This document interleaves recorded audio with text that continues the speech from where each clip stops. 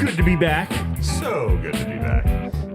Back to die on this hill again with my friend Dave. Yeah, we're better than cats. Right? We got more than 9 lives. We die on the hill. I've been slapped by tortillas 3 times technically because Joey got to slap me too. I gotta tell you, I died on a hill, and I'm gonna have to eat my words. We're gonna start here with the NBA and the NBA playoffs. I gotta eat my words. I gotta say, I didn't think any of the young kids had it in them. I didn't think it was their matchup. I could have sworn that the Nuggets were gonna run right through the West, and yet they're getting slapped around right now. At home. At home. I mean, last night they did it without Rudy Gobert. And I got to eat some crow. I got to do it. Listen, you got to be a big enough man to admit when you're wrong. That's the And whole I'm idea of dying on the hill. You know what I mean? You can't die on the hill and then not own I was the death. buried on that hill. Yeah. I was buried there, and that's where I'll stay. But these T-Wolves look tough right now. Anthony Edwards looks like a absolute player. He looks like he is a somebody. Yeah. And, I mean, arguably MVP of the playoffs so far.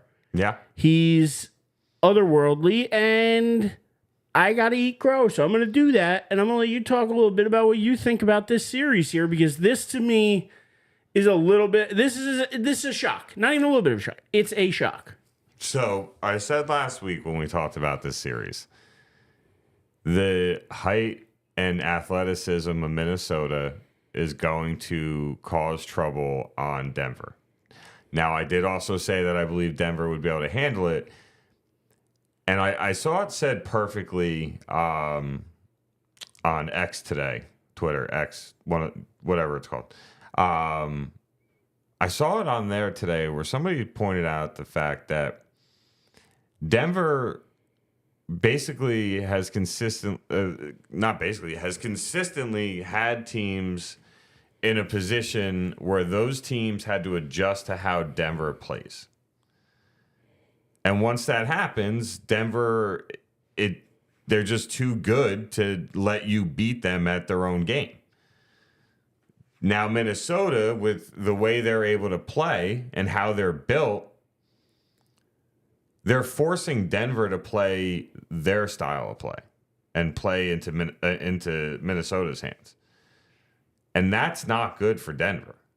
Now, I do believe Denver is going to make this a series. But if the first two games are any indication, Denver's back's already against the wall. I mean, you're literally talking they have to, bare minimum, have to split in Minnesota, which still puts them down 3-1. But if they don't come out of there taking back home court advantage, do we believe they're going to be able to come back from down 3-0 or down 3-1 if they happen to win game 3? Do we think that's doable against? I mean, Minnesota would have to play some really bad basketball, and Denver would have to play some pretty good really good basketball. This has been a very shocking first 2 games of this series, not just because Minnesota won, but how Minnesota's won, the dominance in which they have won. The fact that with Denver, you should have had some changes, I should say, to maybe how certain people were treated by the referees, I guess you would say. For those of you that don't know where I'm trying to go with this, there's a certain player on the Nuggets who decided to throw a heat pack and I believe a towel on the floor during gameplay, which I don't know how you say it, but it's not a good look. No, it's a horrible look. I mean, to be honest, I know they didn't do anything to Joel Embiid, but how do you not do something here? But that's the thing. Like, the NBA has set a bar now. Like, both situations put you in a position where somebody could potentially get hurt, where the game is being disrupted, and is just dirty basketball play. And Embiid physically grabs another player. Murray throws something onto the court. I mean, the NBA set the bar. If you're not going to suspend Embiid, you can't come back and suspend Murray too. Like, you just can't do it. So, I mean, that at least that's my 2 cents. But overall, Denver's frustrated. And it's funny to think that just a week and a half, 2 weeks ago, you had Jokic talking after going up 3-0 on the Lakers that, sometimes it gets boring. And, you got to keep your head in the game, or if you don't, you're going to lose.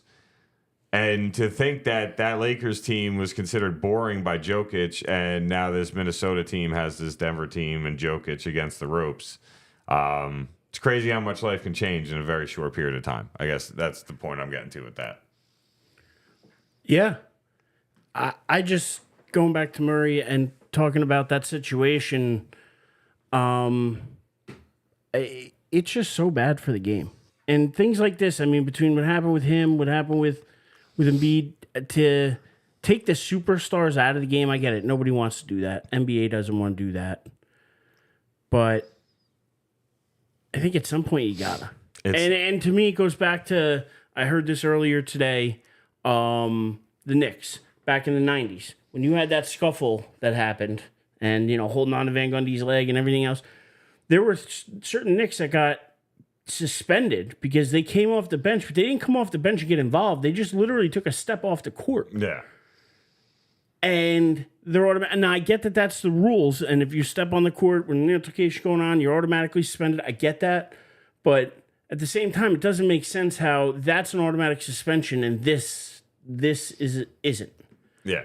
And especially considering how you were allowed to play basketball in the 90s. Yeah. To say that's how they're going to treat these things. But my biggest issue with the way Embiid played, the way Jamal Murray played, is simply this, right? The biggest change that's happened in the game over the last, let's say, 15 years has been the 3-ball. And guys shooting the ball from insane places on the court. And Steph Curry, being who he was and the face of the league that he was, now you see that every generation, no matter how young you get to no matter what level of ball these kids are playing, you see it across the board. These kids are now seeing, hey, if I can be as good as Joel Embiid, I can play dirty like that. Hey, if I get as good as Jamal Murray and be a integral part of a NBA championship winning team, I can just throw crap out on the floor when the game's not going my way. I really, really dislike that. And I love Steph Curry. He's made the game fun. I don't think Steph Curry has done harm to the game. I think my problem with the whole three-point shot thing is that the coaches that are watching these kids are like, dude, learn how to make a layup and complete a bounce pass before you worry about being able to hit a 27, 30-foot three-point shot. And that's not how these kids want to play basketball, because they're like, well, I want to be as good as Steph Curry. It's like, that's great. Steph Curry can still make a layup and dribble the ball and do bounce pass. It's not the threes are what get the highlights, but everything else he does, he learned first. Yeah. So that one really bothered. That part about it really bothers me, because the NBA, the message they're sending is to kids that it's okay. If you're as good as these guys and you make it to our league, we'll let you get away with the same kind of crap. That to me is the problem. You have to suspend guys for the things that they do that put the health of other players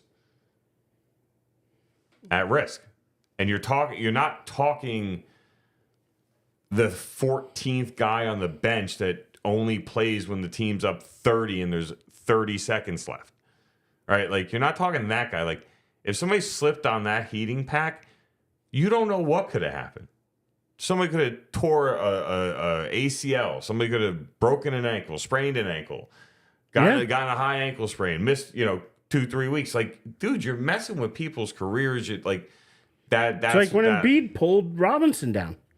You pull somebody down like that in basketball by their legs, anything could have happened. Could have snapped an ankle. Rolled.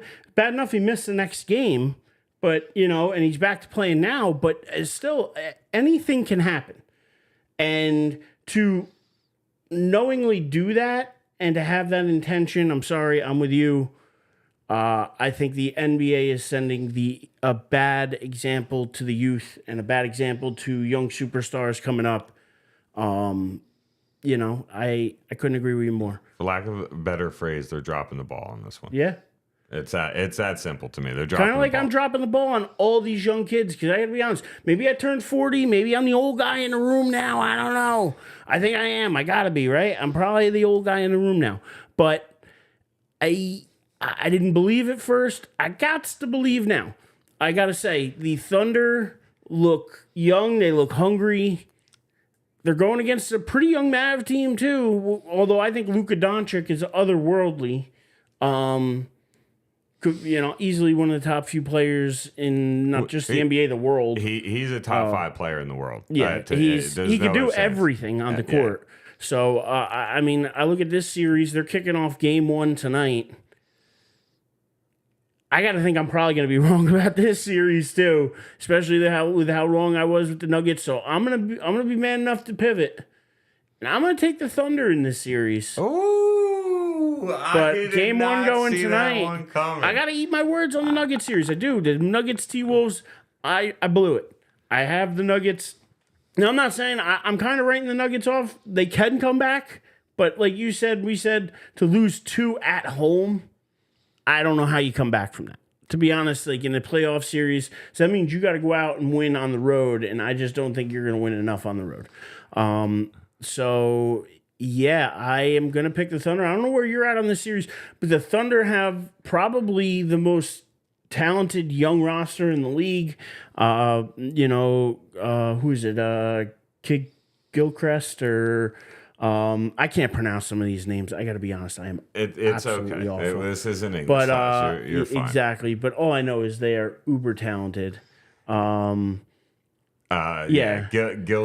Alexander. That's who you're thinking of. And Chet Holmgren. Yeah. Well, Holmgren's really good. Like for how young he is, that kid is really good. Also. Only one of this was technically his rookie year because he missed last year. Yeah, came in hurt. Technically his rookie year, and this kid played all 82 games. One of only, I think, 8 players. Hold on, wait. That deserves some applause. Yeah. I got to be honest.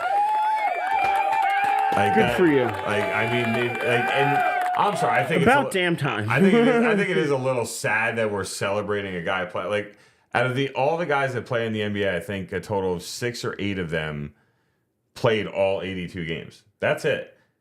And we know plenty of guys that miss games just simply due to rest, right?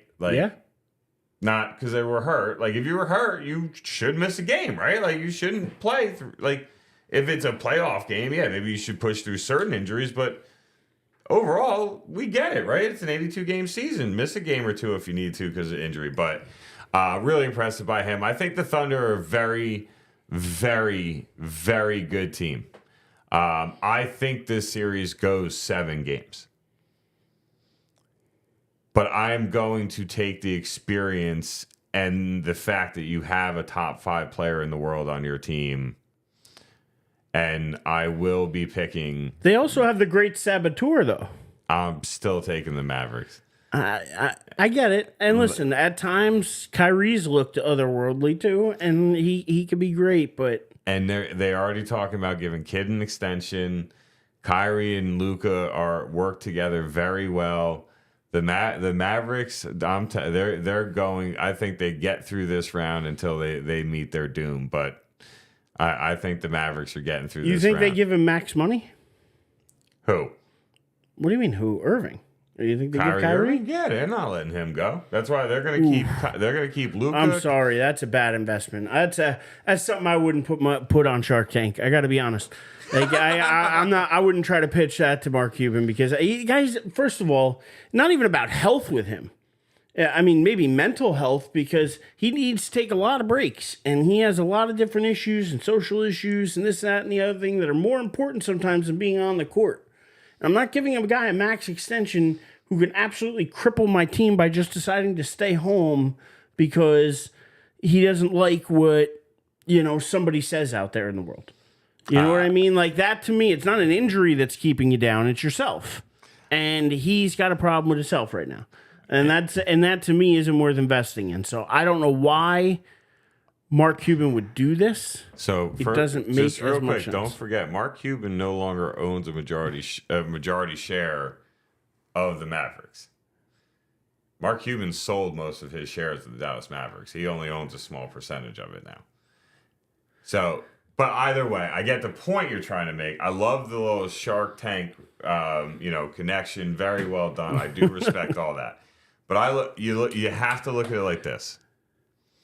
The last time the Dallas Mavericks had the chance to make a Western Conference Finals was when they ended up beating the Miami Heat in the finals back in, I think it was 2010, something like that. Either way. So you have to remember that. So if you're telling me Kyrie Irving, your best player, Luka, loves him, there's a good relationship from kids' perspective with Irving, and he contributes to your team making a Western Conference Finals, there's just no way you don't pay him. There's just not. We all are well aware that talent trumps what you do off of the field, off of the court, off of the ice. Talent always trumps it. If you are one of those guys that is not just simply replaced, you are going to get paid and people are going to look the other way when you do something stupid outside of the game. How many NFL players have we seen get a job after doing some messed up stuff? I'm not saying he's not going to get a job. I'm just saying I wouldn't invest max money in him is what I'm saying. Like I'm not saying that he's not going to play in the NBA, he's getting out, whatever. I'm saying he's not worth max money at this point in his career. He's not a spring chicken.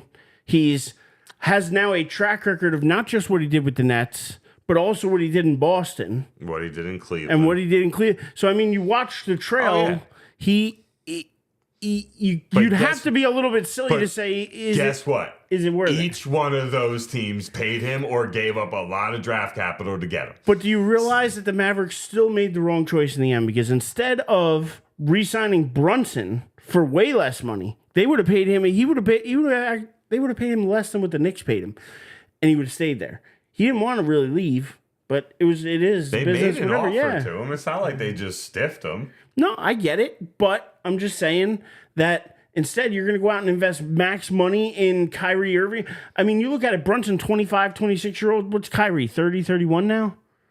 I think Got to be close to that, even or older. That's what I mean. So, are you going to invest your money there, or with Brunson's contract coming up? Are you going to try to lure him back? Would you rather give max money to somebody else out there on the market?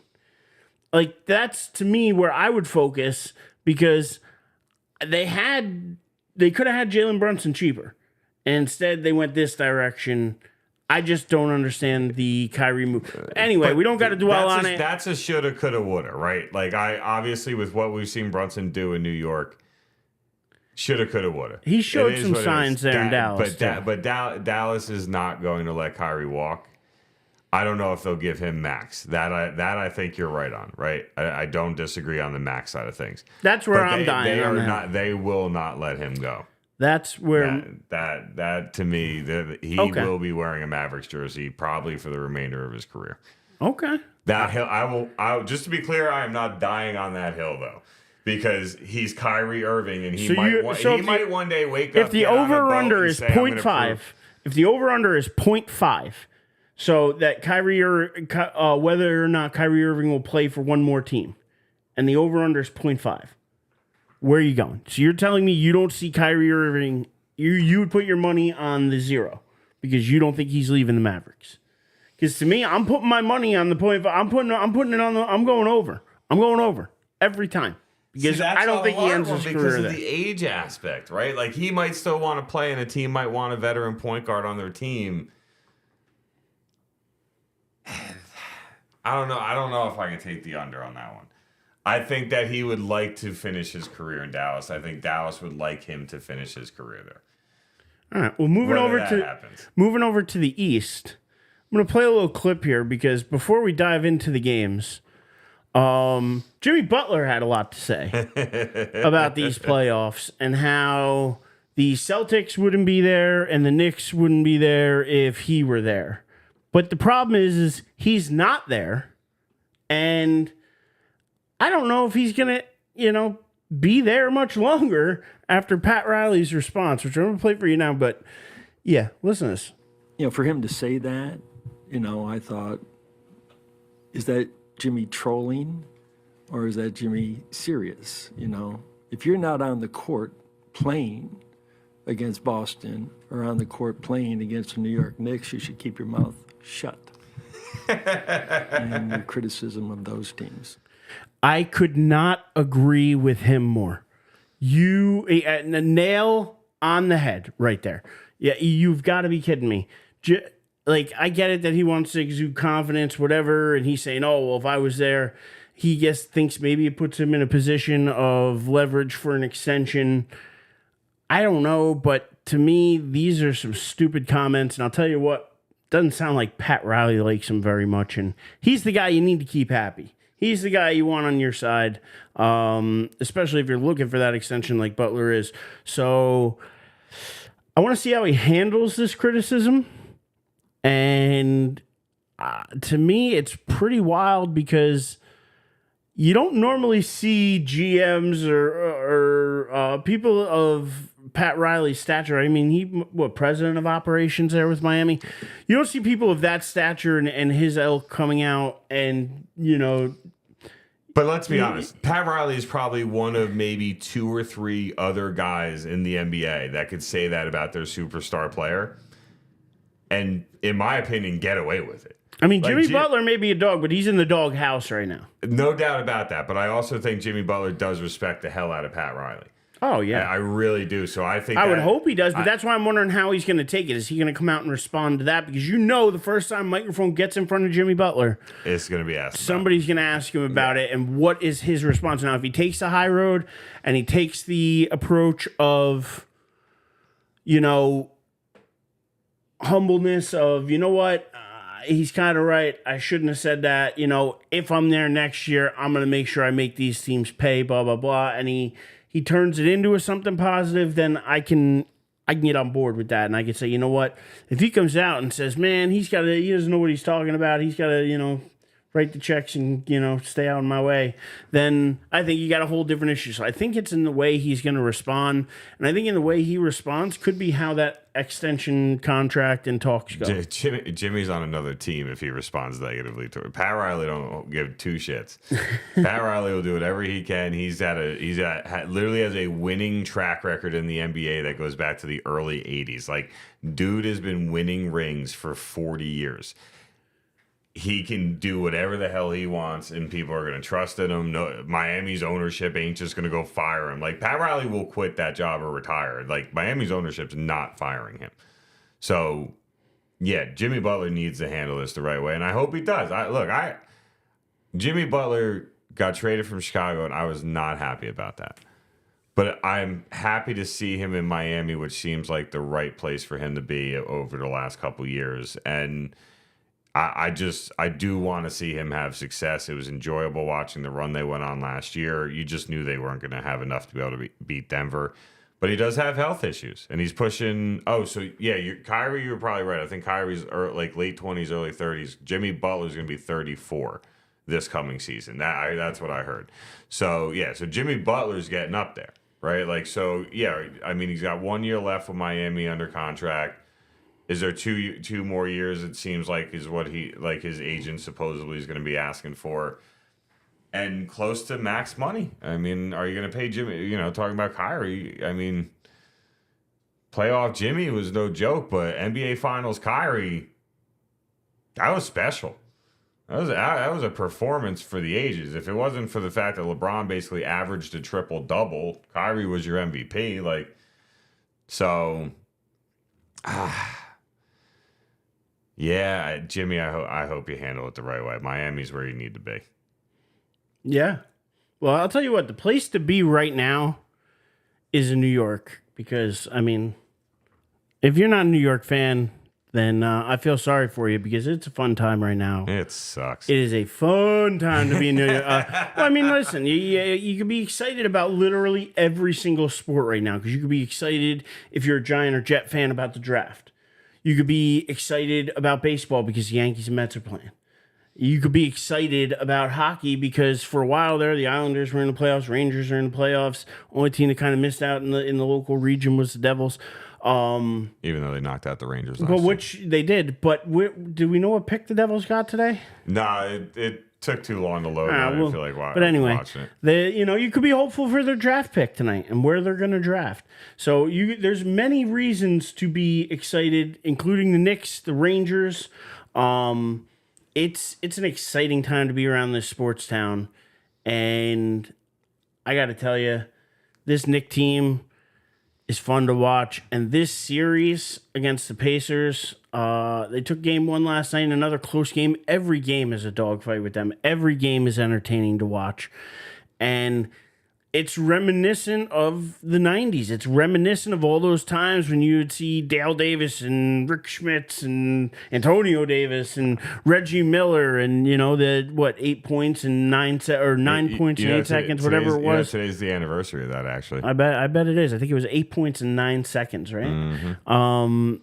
Unbelievable. So these guys have a history already. Now, granted, that history was a long time ago. That was back when the Knicks actually had a stretch from, I heard this stat and I couldn't believe it. I actually had to think back and go, wow, the Knicks actually did that?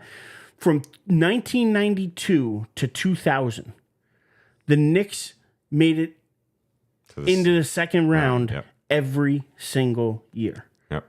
Unbelievable stretch. Haven't had that since.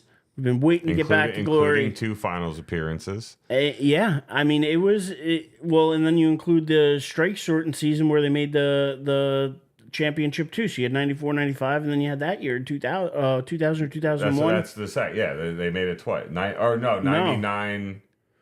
Was it Because 99? they played twice against the Rockets and lost in the finals, didn't they? They played. Was it only once? Yeah, it was Orlando 94. and Shaq. Oh, they knocked us out in 95. Yeah. That's it.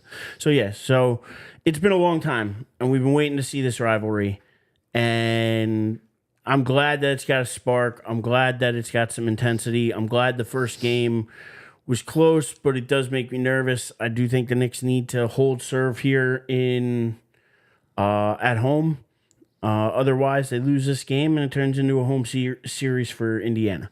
So, could go either way. The Knicks do have a terrible record. I think it was like 1-16 when they go down 0-1 in a series. So, they thankfully didn't go down 0-1. They didn't have to fight back. They have the lead. What Jalen Brunson has been able to do. 5 straight 40-point games. Or 4 straight, Four straight. But in the game, the fifth game that you're talking about, I think he scored 39. So, he joined Jordan, Elgin Baylor. I'll give you the other one. I'll give you Allen Iverson. No, I know Jerry West. The logo holds the record. No. He did like 6 or 7. It's like Jerry West, Michael Jordan, Elgin Baylor. Nope. Elgin Baylor is one of them. If it's Baylor, then it's not one of the others. You can look it up again, but I know that it was Bernard King.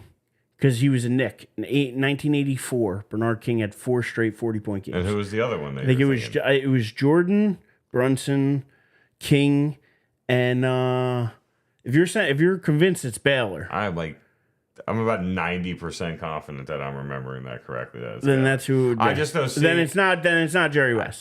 No, Jerry West, because Jerry West holds the record. There's 4 guys that did it 4 times. And then Jerry West did it 7. Oh, okay. The logo. And, for anybody, we never got to watch Jerry West, right? you're on the tail end of this thing we called life if you watch Jerry West play basketball. Like it really is that simple. But to think that a guy scored 40 points or more 7 straight times in a playoff game. Hold on, wait. And I believe that was probably without that thing that they love to shoot from now. The 3-point line. He did it with all 1s and 2s. That's crazy. Yeah. To think about. But, yeah, no, look, this Knicks team 100% reminds me of the 90s Knicks team. I'm not a Knicks fan. By far, I am not a Knicks fan. I had to watch the Giants win 2 Super Bowls since the last time I saw a Cowboys team win a Super Bowl. I am not in a position that I'm going to be okay watching the Knicks win an NBA championship before seeing my Bulls win another NBA championship. With that said, I can't remember a time I have had so much fun in the last probably 15 years watching basketball. Maybe, like, the games I have to think about is like Kobe's final game when he dropped 60, right? That was a special moment. Now, I'm not talking about playoffs. Derrick Rose and the Joakim Noah and the Thibodeau-led Chicago Bulls. Like, but you always knew LeBron was in the way and they weren't going to be able to knock LeBron out. Like, I always knew it. You believed and you rooted for your team, but in the back of your head, you were like, this is how people felt during the Jordan era. Like, getting through him is just not going to happen. Like, the finals is your best chance to beat him. So, again, with that said, though, genuinely have had so much fun watching this Knicks team play basketball. They make the teams that they play that 90s style, grind it out. I mean, out of the 6 games they played against the Sixers, 2 of them broke 100 points? Each team broke 100 points? Yeah. Like, they had, like, game 1 was like 94-88. Like, this game 1 with the Knicks and Pacers, each team barely got into the hundreds. It was a battle. It's a fight. Every rebound is a battle. You never see guys just backing off, at least on the Knicks side, which forces the team they're playing to play that way. So much fun. It's why the Pacers, all in all, ended up losing this game. Look, I do not agree with that blocking foul or illegal pick foul at the end. I think that was a horrible call. No. Here's the thing: it was the right call, but it shouldn't have been called because it does 95% of the time it doesn't get called. I don't 95% of the time that's just a pick play, whatever. He was not set. DiVincenzo flopped like LeBron gave him classes. Not saying he didn't flop. Not saying he didn't take a couple classes. So bad. Oh, listen. Absolutely. I'm not denying that. Horrible. But what I'm saying is that doesn't stop the fact that he wasn't set. No, you do not let teams play like this for that long and then decide to call a ticky-tack illegal pick. Ticky-tack foul. It's a bad... But regardless... That's not a foul to me. That is a legit pick. A foul is when you kick the leg out. He literally stood there like this and slightly moved his hip. I watched Jokic last night in the first 4 of their first 7 plays, hand the ball off and stick his ass out in front of the guy, not a single call. Do not tell. That was a bad call. I don't care what New York said. I don't care what the refs on the court said. I don't care what Knicks fans say. That was a horrible call. And if they called that against the Knicks, New York City would have been burned to the ground last night. But again, regardless, if they called that on the Knicks, you would not sit here and say, "Oh, well, it was the right call at the wrong time." You would not say that. If that went against the Knicks, what I would be sitting here saying is exactly what you're saying now. That you don't call that ticky-tack stuff in the playoffs, period. Let alone in the fourth quarter with less than a minute to go. You don't do that. It's like being in the NFL and you're a ref. You should not be pulling the flag out unless you absolutely have to pull the flag out if there's, down to the last play of the game. You know what I mean? And it's a Hail Mary. There's so much pushing and shoving that goes on.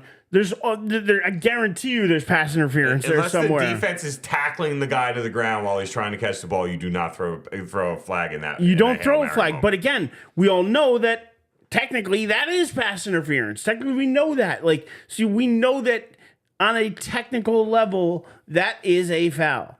But none of us like to see it called in that situation. unless you're a Knicks fan.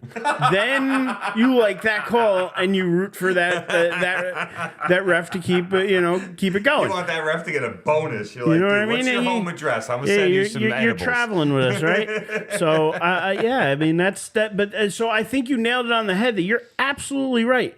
I don't think, and as much as I'm a Knicks fan, you don't make that because it's too impactful to the situation of the game.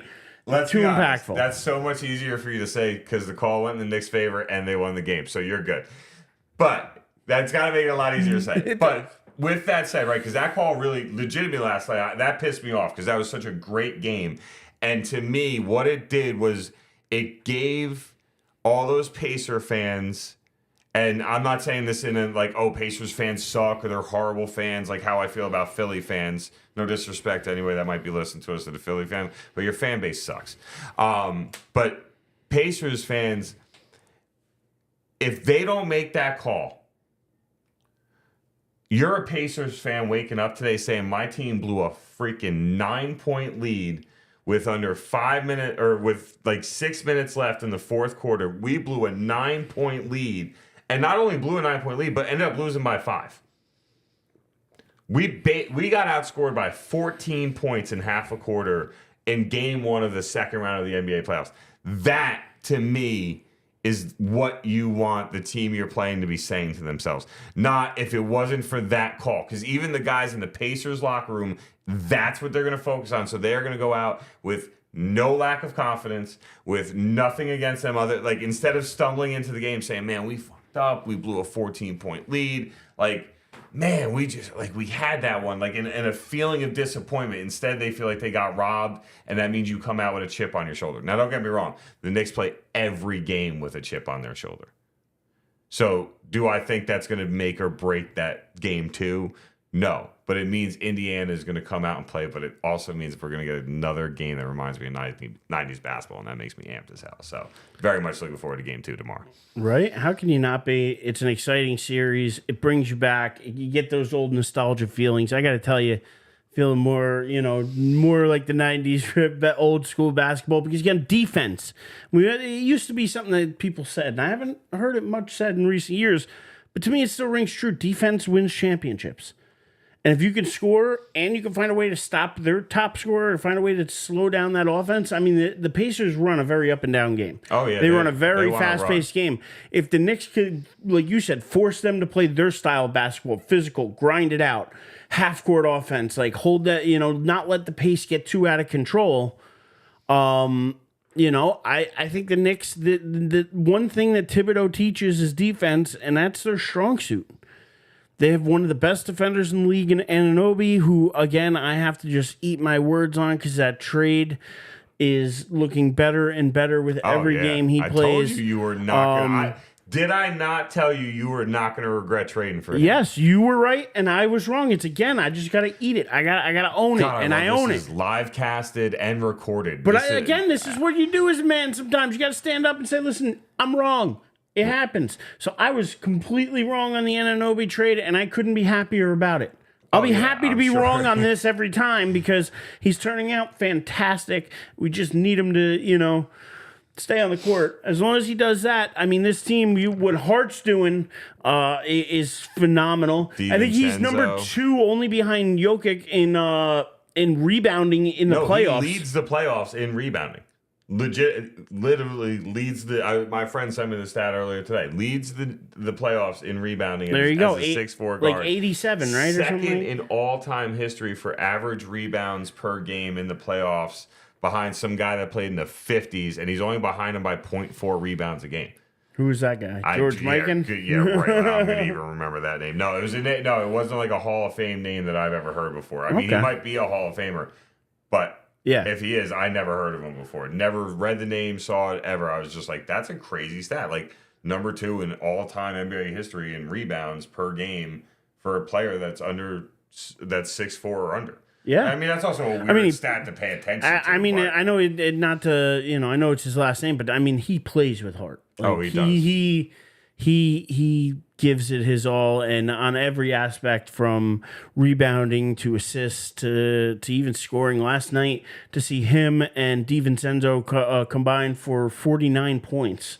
I mean, they both came to play. DiVincenzo, I know, started slow in the first half, picked it up big time in the second half, had that big three at the end of the game. I mean, these guys are all logging huge minutes, too. We know Tibbs is riding a very short bench right now. That's what he does. It's going to be an 8-man rotation pretty much. And, but the one thing is they've been conditioned to do it because they've been doing it all season. So I'm going to hope they keep it going. Going to hope for game 2 keeps it rolling. But I think we could be on, and I'm hoping, knock on wood here, that we're on a collision course for probably Boston. I'm going to guess Boston. They're kicking off game 1 tonight. Nostalgia. Think about it. The Knicks going through Philly, Indy, and Boston. Like, those are the 3 playoff matches. Like, as a Knicks fan, like, talk about nostalgia. I mean, you're going to be pissed. I also think you want to talk about nostalgia. It's pretty cool seeing Stephon Marbury and John Starks getting amped. They are Frazier, pumped. like seeing Ewing against at the one game against the City, like seeing these old Knicks, but not just seeing them at the game courtside. Ooh, Madison Square Garden. No, but like you said. Hearing, like you could hear wild. Stephon Marbury and John Starks screaming during TV timeouts. Like they'd pan to them and they're screaming, like the passion at heart. And a lot of people forget Stephon Marbury is a born and raised New York kid.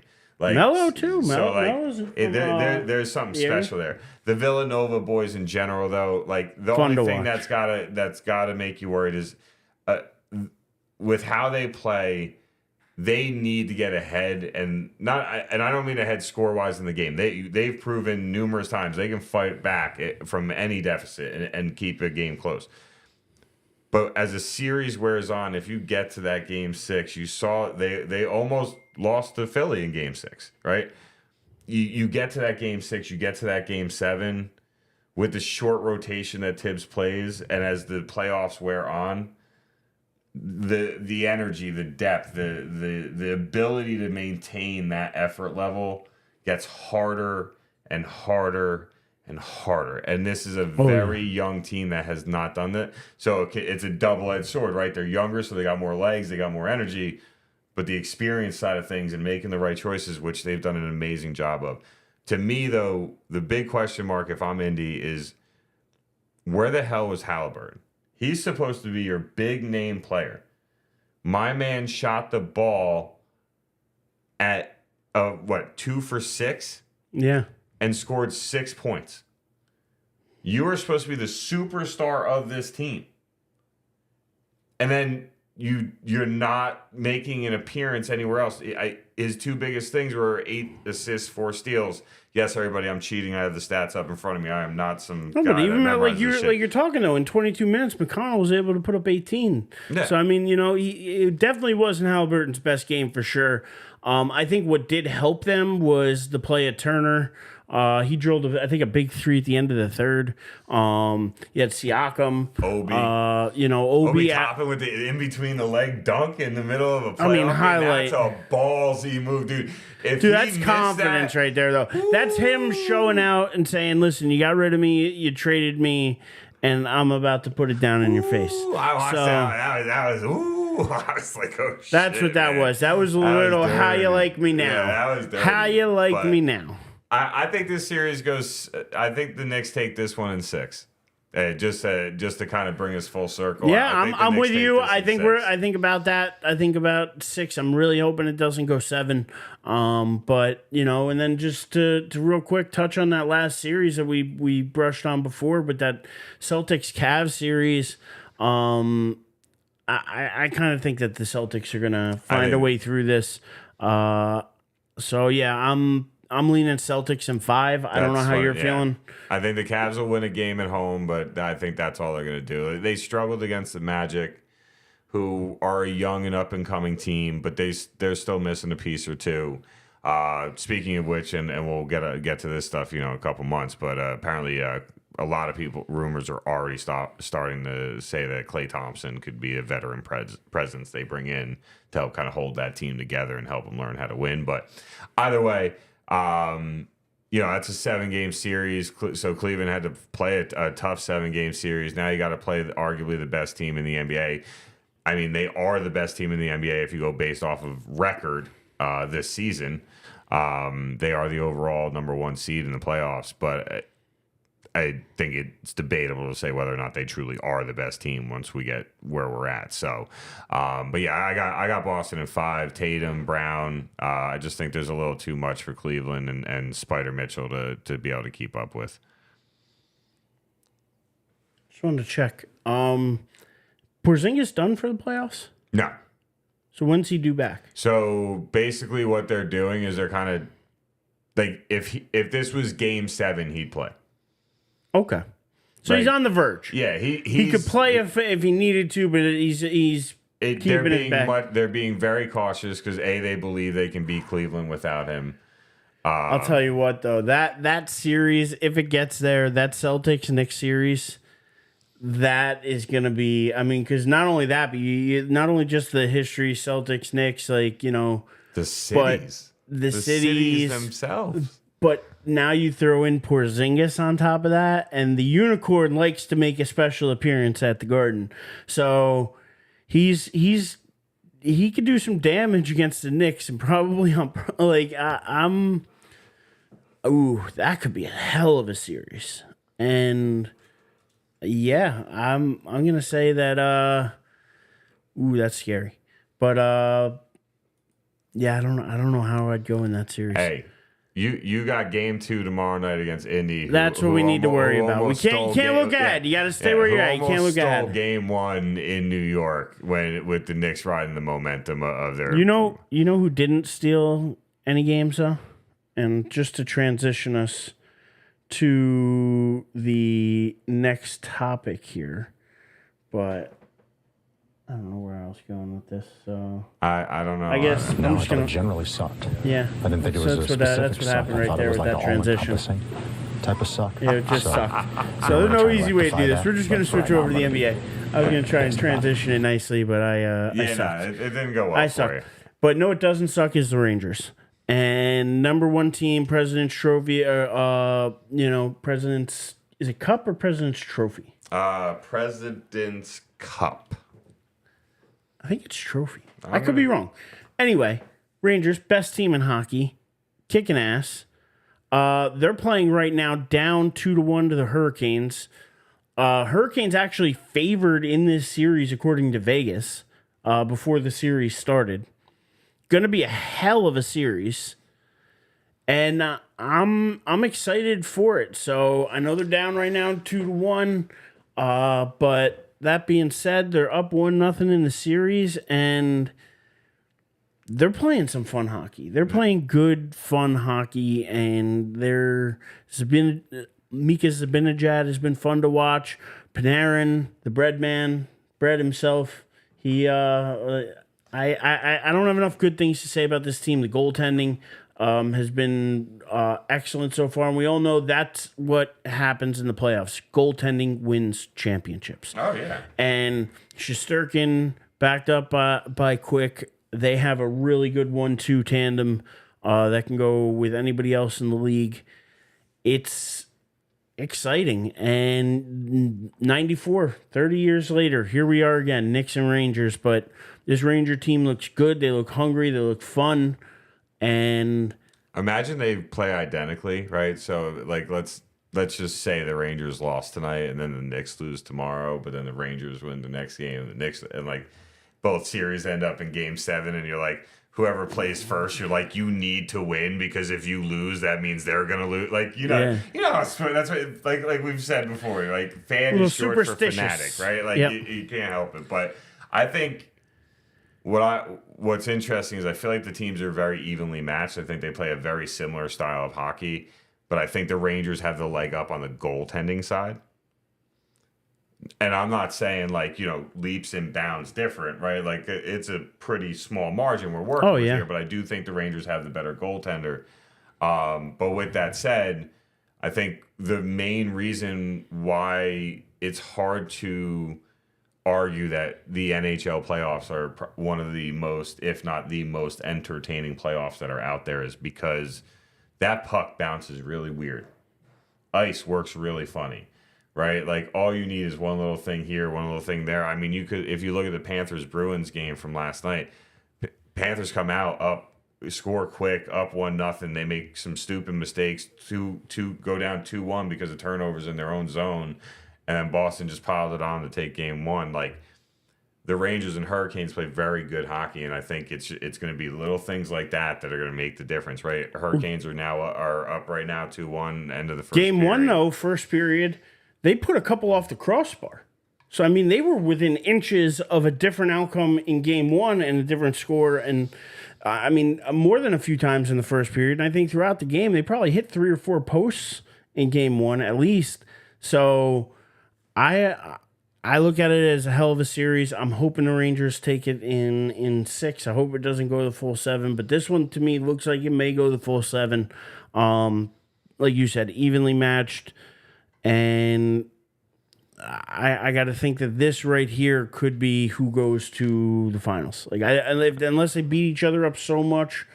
But I think the Panthers and Bruins are going to do a good job beating each other up too. So I really think whoever wins this game is really who's going to come out of the East or win this series. I mean, and we got to shout out our boy Fife, right? Like, if Fife kind of pointed out that like this was an expected matchup you might see in the playoffs, and I think that I wish he was available to be on here with us because his insight is much more high level than what we're able to give. But I will say I think this is going to be a great series. What I was looking for is I wanted to see where Game 7 would fall, and the reason being was because if it was on like a Tuesday, which it's not, it's on a Saturday. So I was gonna say if it was on a Tuesday, we're gonna have to figure out how we can stream it on one of our additional screens. we're not going to have to worry about that. But since it's on a Saturday, if it does go to a Game 7, Mr. Treslar, I'm going to let you know now that we will find somewhere to go watch that game. I'm in. That is a hill I will die on. I'll do it. All right, so Don't threaten me with a good time. I've got plenty of friends I know that are Ranger fans, so we'll try to find somewhere that's in the middle of everybody, make it easy. But that's a game you just can't miss if it gets there. I think it does get there, and that's why I did what I did and brought this up. And I apologize for any nerves I may have caused anybody, but I think it goes 7. But I do think the Rangers win in Game 7. It would be a hell of a series and exciting to watch. So I'm with you there. Another exciting series touched on real quick. We'll stay in the East. Bruins, Panthers. Like you said, Panthers get up 1-0, then 2 goals down. Next thing you know, they're down 1-0 in the series. Again, I think this is another one that could go 6 or 7. Both teams are really good. Completely agree. And I just hope they beat each other up enough. So, again, don't do it. You did this with your Knicks, man. I can't go ahead. You've got a game 2 to play right now. I'm just so happy as a New York fan. I can't help it. Don't steal your happiness, man. We know what happens. One thing that can happen is Boston can steal my happiness. They've done it before. I still have nightmares of 2004. Oh, my God. So I'm not, I don't even want to. I want a Boston-New York Eastern Conference Finals in the NHL, a Boston-New York Eastern Conference Finals in the NBA, and the amount of things that are out there that will be talked about, the memories. You want to see MSG with a bunch of New York fans? Tell me you don't get a New York-Boston in NHL or NBA. They're supporting each other right now. Believe it or not, like you had forget who it was last night, maybe Harkenstein or somebody came in a Rangers jersey walking into the arena. You have these guys supporting each other. To see that the other New York sports guys, though, the Yankees, the other people in town are showing up too. And I think that it brings a camaraderie, it brings that fandom together, and it's an exciting time again for multiple cities and multiple sports teams. But you look at it, you go around the NHL though. You have the Mavericks. You could have the Mavericks in the finals and the Stars in the finals. Oh yeah, that to me, just real quick, outside of the Rangers Carolina series, I think that Dallas Colorado series is going to be arguably the best series of the entire NHL playoffs. Like, I think that series is going to be just utterly insane. what Colorado was able to do against the Jets last round, Dallas being able to win in Game 7 against the defending Stanley Cup champions. You're talking two really good teams that can score the puck. Like, I think that could be arguably the best series of the entire playoffs. I think that series could be that fun. Like, that could be 7 games, 5-4 games. And guess what? The overtime Avalanche, games. where do they play? Colorado. Know who else plays in Colorado? The Denver Nuggets. Oh, shit.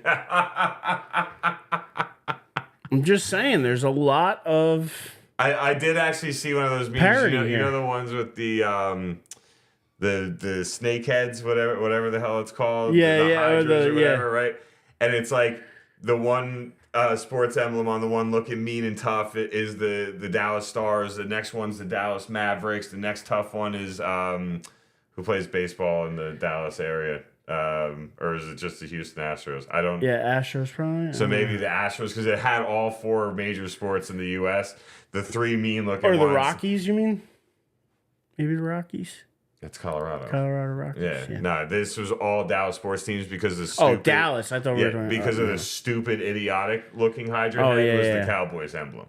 So all the other Hydra heads looked all tough and mean, and Dallas Dallas. like, They're looking a little stupid. Well, I mean, listen, I got to tell you, I don't think many people were impressed with their draft. So, from what I've heard, no. and I know you weren't too happy with it either. But I mean, that's not for tonight. I bitched a moment. I'm with you though. That Stars Avalanche series is one hell of a series. I think another monster series is that Canucks Oilers series. I mean, you have what, Connor McDavid, one of the league's best, one of the brightest young faces out there. Who doesn't want to see him succeed? So you know what I mean? Like, you have a lot of compelling series. And to me, I know we talked a lot more basketball than we probably did hockey tonight. But That's we've for talked the best interest of everybody listening, because we'll start repeating ourselves. And Well, but not saying only things that, we but I'm don't just know. saying, like, the one hill I'm going to always die on is, as exciting as it is, and I love watching the Knicks right now, and I love watching the Rangers right now, but overall, as a playoffs, hockey playoffs are just better. better. They're just better. Overall, I'm saying across the board, that's the way I feel. The games are more competitive. It's more consistent action, and all in all, it's sad to say, and that's why I've been enjoying watching the Knicks play, whoever they play, is because it's requiring the basketball I grew up watching, and not just constantly chucking up the 3-ball and one-on-one basketball. There's a lot more to it. It's a lot more fun to watch. The team play, the movement, the defense. All of it's been a lot more fun. But the NHL is just, I mean, and notice, like, great, monster, best. These are some of the words we use to describe 3 of the 4 series going on. And damage was the other word to describe the Panthers Bruins. Like, those guys are going to cause damage to each other, which still means a competitive series. But, like, the hype for the other 3, like, so, I mean, 75%, you're doing pretty, I mean, just in general, it's just a more entertaining experience because of how the game is played and how well matched the teams are. Yeah, take the Rangers and the Knicks out, and I got to be honest, I'm more likely to watch the Stars Avalanche than I am Minnesota Denver. I would say I'll watch both, just because I'm saying if you had to pick one, though, say you had to go walk into a room, you had TVs playing. One's playing the Stars Avalanche, one's playing the Nuggets and the T-Wolves, and you got to walk into one of those doors and stay in that room and watch that game. I'm walking into Stars Avalanche every time. I don't know about every time, but I'm definitely walking in.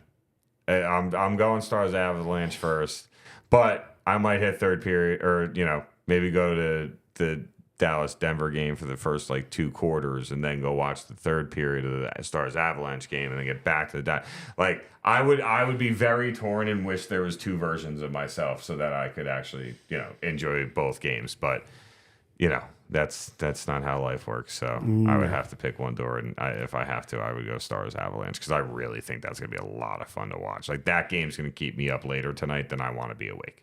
I'll put it that way, right? You figure a hockey game is about 2.5 hours. That game's going to take me to midnight. I like, easily midnight. I like to be in bed by quarter to 11, 10:30. If I go to bed, missing the third period, then that's the telling worst you part. right. And there's no way I'm going to watch the first 2 periods and be like, sorry guys, gotta go to bed. Like, so for anybody I'll tell you what, I'm sorry tomorrow. that second intermission is going to be a killer for you. Oh, that's gonna be rough. That's gonna be rough.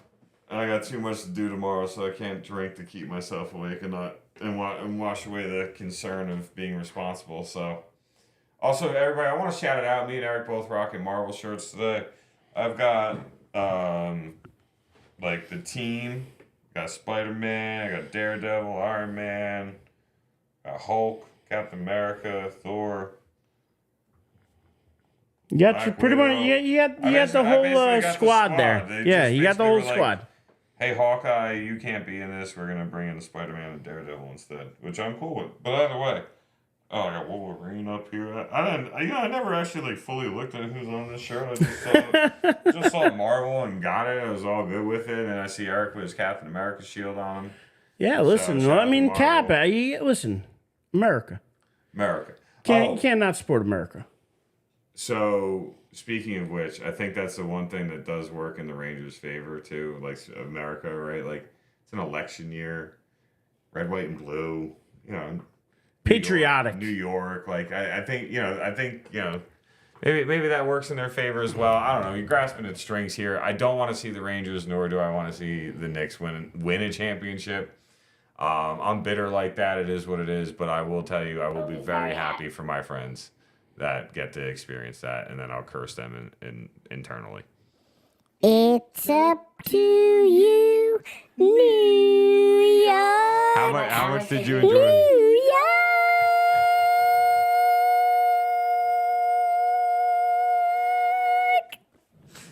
Can I just ask, as you sing New York, we talk about nostalgia and everything.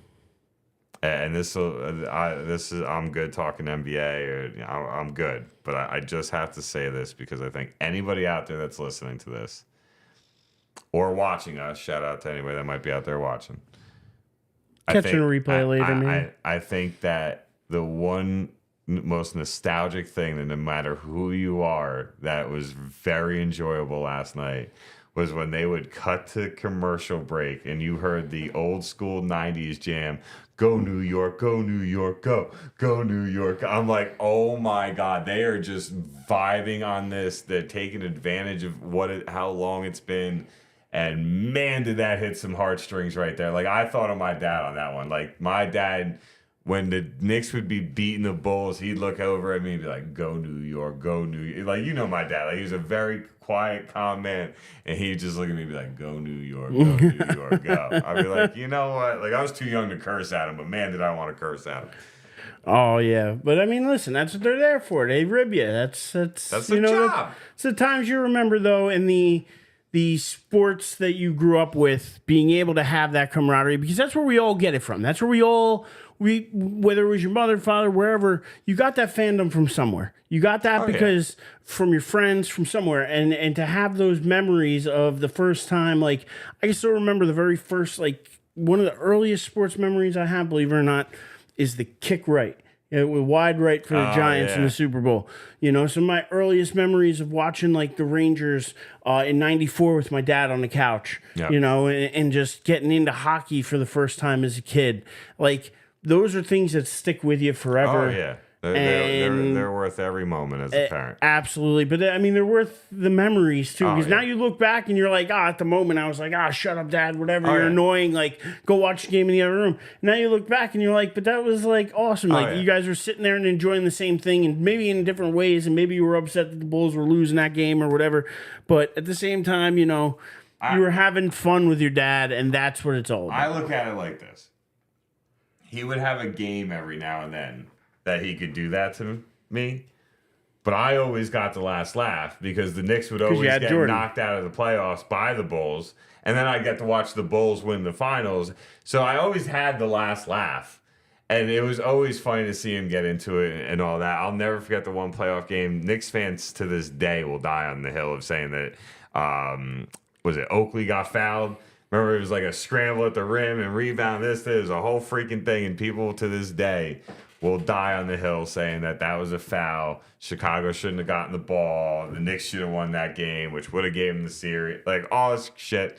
And I'm like, nope, didn't happen. Sorry, move the hell on. Just like Pacers fans, it was a bad call, but you blew a 9-point lead in the fourth quarter. You got to move the hell on. And I don't know about you if you have anything else for us to get to. But, No, I feel like saying move the hell on is like, hey, like, yeah, it's time. I think it's time for us to move the hell on too. So I kind of agree with you there.